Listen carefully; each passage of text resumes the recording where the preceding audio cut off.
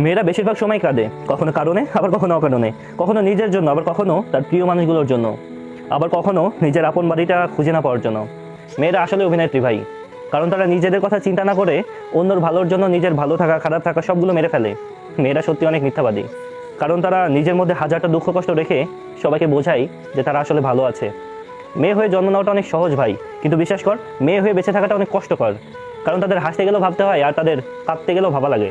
মেয়েরা চাকরি না করলে শুনতে হয় আরামে খেয়ে মোটা হচ্ছে, আর চাকরি করলে রাত করে বাসায় ফিরলে সমাজে সুন্দর সুন্দর লোক বলে মেয়েটা দুষ্টরিত্রা।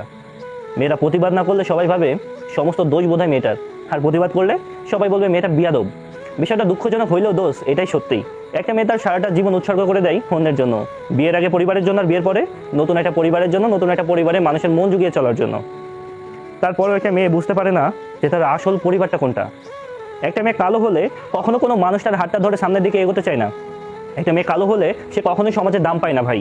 একটা মেয়ে দেখতে কালো হলে সে কখনোই লোক সমাজে ছবি তুলতে পারে না, লজ্জা পায়। কারণ কিছু সাদা চামড়ার সুন্দর মানুষ আছে যারা কিনা দূর থেকে হাসাহাসি করে। লোকে বলে মেয়েদের নাকি কোনো নিজস্ব বাসা বাড়ি হয় না, কিন্তু সত্য কথা বলতে কোনো মেয়ে ছাড়া কোনো বাসা বাড়ি সম্পূর্ণ হয় না ভাই। মেয়ে মানে বাধ্য হয়ে থাকা, ঠিক করে বসো, ঠিক করে হাঁটো, ঠিক করে কথা বলো। কেউ জানতেই চায় না ভাই আসলে সেই মানুষটা কিভাবে থাকতে চায়, কিভাবে সে স্বাচ্ছন্দ্য বোধ করে। মেয়েরা সবসময় দুইটা জিনিস বেশি লুকায়, সেটা হচ্ছে নিজের ইচ্ছা আর নিজের কষ্ট। শুধু মা এবং বোন না ভাই, নারী যেভাবে থাকবে সেই অবস্থায় তাকে সম্মান এবং শ্রদ্ধা করা উচিত। সব মেয়ে একরকম হয় না, কিছু মেয়ের জন্য পুরো মেয়ে জাতির বদনাম হয়। মেয়েরা মায়ের জাত, বিশ্বাস কর তারা কখনোই খারাপ হতে পারে না।